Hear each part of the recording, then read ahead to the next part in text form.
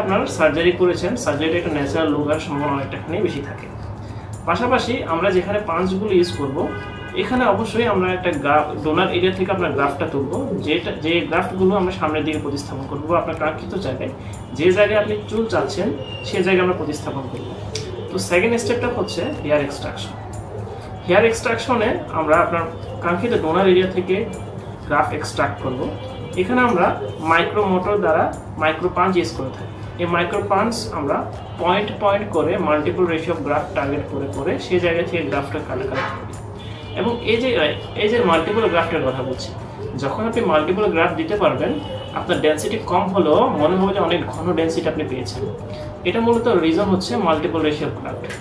যখন একটা গ্রাফটে 2 থেকে 3টার বেশি চুল থাকবে, আপনি একটা গ্রাফটে 2 থেকে 3টা চুল পাচ্ছেন, মানে 1000 গ্রাফটে আপনি পাচ্ছেন 3000 চুল।